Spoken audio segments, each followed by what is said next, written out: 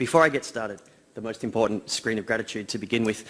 The work that I'll be presenting is co-funded by the Austrian Science Foundation and the World Health Organization, hosted by the University of Salzburg, Department of Geoinformatics, and a lot of the software that I'll be talking about is available from ROpenSci, so big shout out to ROpenSci for supporting the repositories and the R software behind this work. A lot of what I'll talk about today, I'll use the inclusive pronoun we. We refers to these two ugly mugshots here, primarily, along with Monsuru, Nikkei and Lake. So Robin Lovelace, myself and the other three are the primary five involved in developing these tools. Those who cycle together then work together, not the other way around. That's what this photo is intended to show. Cycling comes first. We also call ourselves Active Transport Futures. The cycling becomes involved. If you can, I won't read much text at all in this talk, I promise, but it's kind of, the bit at the top there says what we do is develop globally scalable open source tools using open data to plan urban futures in which active transport plays an increasingly prominent role. Many of you might or might not have heard the phrase active transport. It refers to moving yourself around actively, just not passively. Public transport is also a part of active transport because people walk generally to public transport, so that's definitely considered within the remit of active transport. Car use is not. So that's the notion of active transport, and we help the World Health Organization to plan futures for cities in which active transport plays a strong role. There is a website. This is part of a website which you can look at. You can also look at GitHub/ATFutures, where a lot of the repositories for the software I'll talk about are hosted. The World Health Organization comes in through their Urban Health Initiative. This has been going for quite a while, and it was essentially a non-spatial project. They simply looked at health statistics and looked at how to make cities better, and they contracted us to, in no small part, to spatialize a lot of the work and to come in and actually understand how people move throughout cities spatially. This Urban Health Initiative, you can just type that in and you'll find it easily in any search engine, is being piloted in 2 cities of Accra in Ghana. It mentions up there that Accra is one of the most polluted cities in the planet, and also in Kathmandu in Nepal. So the work that I will be showing today primarily demonstrates applications in Accra and in Kathmandu. I always say Accra wrong, it's Accra, but because I'm Australian that doesn't come naturally, so excuse my mispronunciation. Hopefully no one's from Ghana here.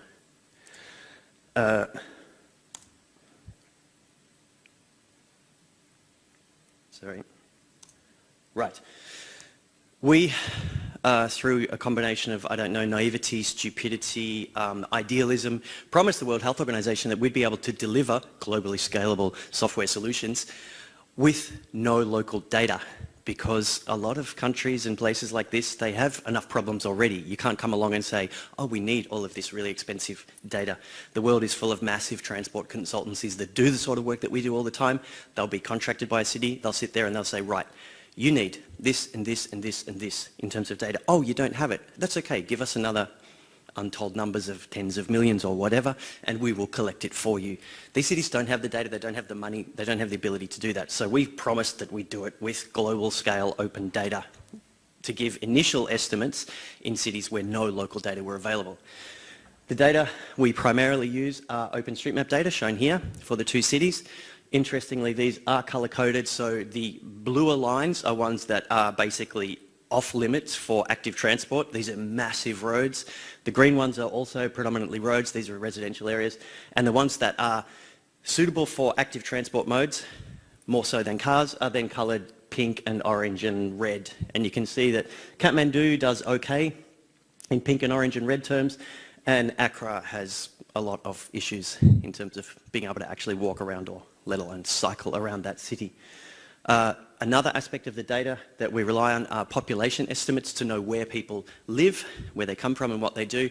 And a lot of our work is effectively doing really complex modelling, mapping the knowledge about where people live to estimating where they actually go to go shopping, to education, to go to work, stuff like that, and how they do it in terms of interacting with public transport systems. This shows simply the population density layer, and it'll be relevant later on, but if you look at Accra there, you can see that the population density centres are not in the actual centre of town. They're predominantly slightly up to the northwest there, whereas in Kathmandu the population are mostly centred in the centre of the city. So we promised the World Health Organization that we would analyse how people move through these cities and develop tools to make that movement healthier. Somehow, this was not part of what we promised them, but we ourselves elected to do it with R, which is why I'm here today, to talk about how we managed to do this with R. Why did we choose to do it with R? Two reasons, two very important reasons. Well, one is that it's open. So in keeping with us promising them the open data stuff, fitted very well with saying we will also make all of our software openly available.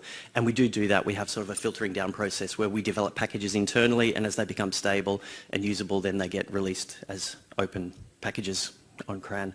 But what I'm going to focus on today is the fact that R is modular.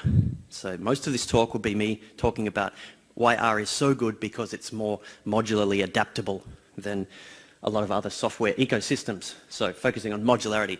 The software that I will talk about today is primarily, as said, hosted on ROpenSci. It started with this package, ST Planner, Sustainable Transport Planner, which is kind of a Swiss Army knife for these kinds of things. Also OSM data for extracting OpenStreetMap data and within R and utilizing that.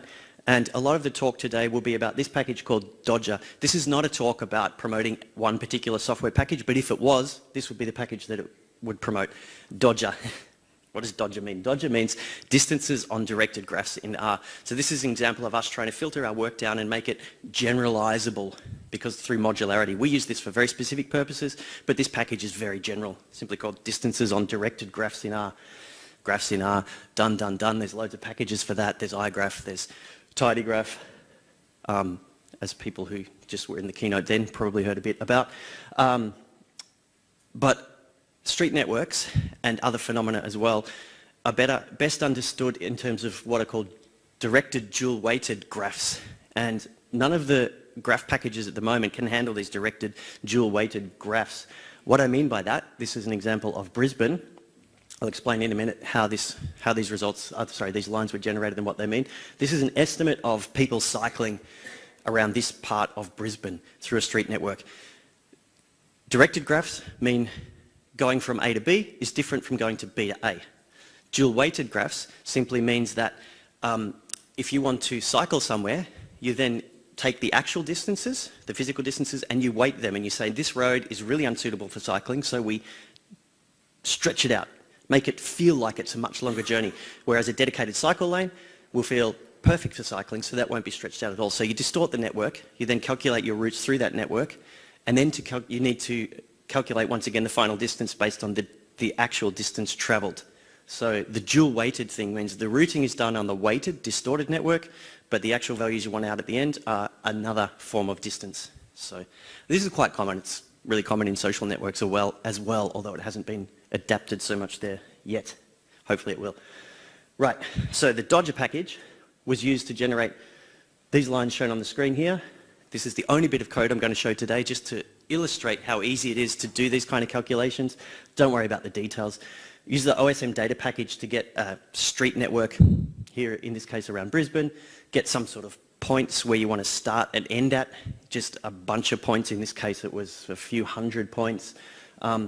This next line says F is some array. You need to estimate that there are so many people moving from here to here and so many moving from here to here, and give numbers to those. So you have a bunch of points where people came from, a bunch where they go to, and a matrix of densities of movement between those points. And you feed that into the Dodger package, in this case to a function called aggregate flows, and it simply routes all of those flows through the street network and aggregates them on every single street segment to give you, at the end, this image here, which is cycling in this area of Brisbane. And this is just random made-up junk data, but the one thing that I think, is there anyone here who's local, who's from Brisbane? A few people, cool. There's a really relatively new bridge just down from here that's called the, someone help me? No, what is it? Goodwill Bridge, the Goodwill Bridge, yeah, that's right. And that's so new that it's not put into OpenStreetMap, this is OpenStreetMap data, yet in the form that recognises it as an actual cycleway, which it is, and it runs beside that massively thick blue line down there. So you can see, even with random made-up data, this Dodger package, if the city of Brisbane sat down and said, where do we need to build a new bike bridge, The answer is exactly where they built it. And this took like a minute to generate. No, this took 10 seconds to generate and give them that answer of where they should build that bridge. So I'm kind of heartened by that. Right, of course we're not talking about Brisbane, we're talking about Accra and Kathmandu. This is pedestrian flows, pedestrian movement throughout the street network of Accra. This is where it comes back that I said, remember, the main population density was up to the northwest, and here blue are higher densities of movement throughout the network, and you can see that that area up towards the northwest where most of the people live is in fact where most of the movement occurs, and you can identify the main, the really concentrated pedestrian thoroughfares in the city there. So these kinds of things are what we call flow maps. There's no real terminology for what these are yet because the ability to even calculate these kinds of things is so new. There's no commercial software that can do this. In this case here for Accra, and this is very typical of most cities, there were about 500,000 street junctions, hundreds of thousands of segments connecting those, tens of thousands of different locations of homes, of centres of activity, of public transport locations, of stuff like that. And this routing engine that calculates distances had to do about 500,000 in total, squared distances and routes between 500,000 points and 500,000 points, and then aggregate the flows along every single segment between those points. Now, I said there's no commercial software at all that can do this, and that's true. This has sort of just been left behind in the rush to build super efficient routing, which is all about mobile phone applications, and I only care about me, so it's single routing, and this is massive multi-routing, which has just been neglected in software development terms. And so we've got the Dodger package to do this, and what I quite often do is to show a demo for a few seconds and say what that just did. If you wanted to calculate it another way, there are commercial services that can do that. Primarily there's a Google API, and it'll cost you a lot of money. For Accra, this one here, it's typically about this figure, but actually the amount of calculation involved there is $125 billion or some stupid amount. It's ridiculous. It's just not possible to do these calculations, but now it is with OSM data and Dodger. Keeping an eye on the time here, I shall hurry up a bit. So we're going to talk about modularity and argue that R and CRAN provide an ideal modular workflow to remind you what our task was there. And now I'll simply argue that R packages are ideal modules. So this is our workflow in really coarse overview in R package terms. All of these packages exist. I won't go through it in detail, but we start with the data at the top. We have the processing packages, as said, mostly the Dodger package. There's another one, spatial cluster, if anyone's interested in spatial clustering sort of stuff. Check that out. Go through we've got some R packages for coordinating this whole workflow, which are internal ones, and then output packages. We primarily rely on Plumber for piping to a JavaScript output at the front end. These languages are used throughout it, so it's primarily, most of the processing is done in C++, it ends up in JavaScript, and the whole thing is coordinated through R. So going back to Steph De Silva's keynote yesterday, that R is a really good interoperability framework between different languages, and this is a really great example of this. It's much easier to coordinate this multi-language kind of workflow in R than anything else.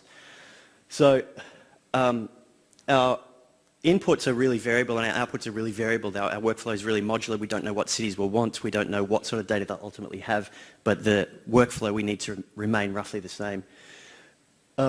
So what do I mean by modularity? I think I'll have just enough time to briefly do this. Is really well exemplified by asking the question, what are city blocks? Believe me, this is related to modularity. I'll get on. It's a really simple question. It's really important in urban planning because city blocks, urban blocks, are quite important sociological demographic units. But the data underlying this are street networks, and so there's no actual way to answer that efficiently.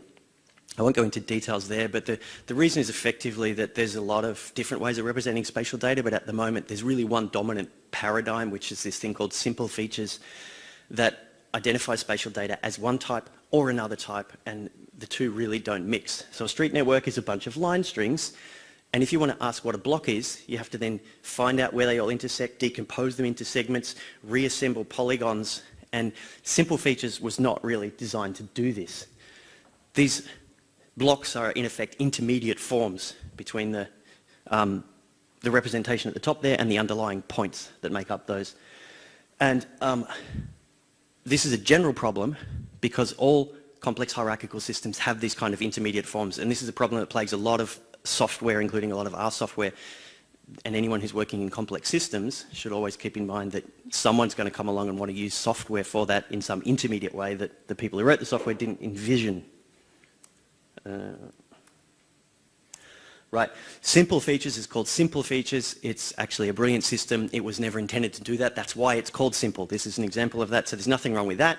This is simply an argument that for our kind of workflow, we need a new modular system for representing spatial data as well. And so we're also working on that, largely through the work of Michael Sumner in a GitHub entity called HyperTidy, where we decompose spatial data and then can recompose to any intermediate form sort of on the fly. And this is necessary for our work because this kind of modular workflow, I'll just skip to the end, enables us to re-aggregate on the fly and to ultimately, one second, use this workflow here to devise our Active Transport Toolbox, which is online in a very rough demo form there. And this thing delivers, for the moment, unprecedented amounts of data for people who have very low bandwidth and very poor mobile phones. You'll still be able to view it, and the thing will monitor how much memory you've got and only deliver the amount capable of being processed by your device. It really is some groundbreaking technology behind this whole system. Thank you very much.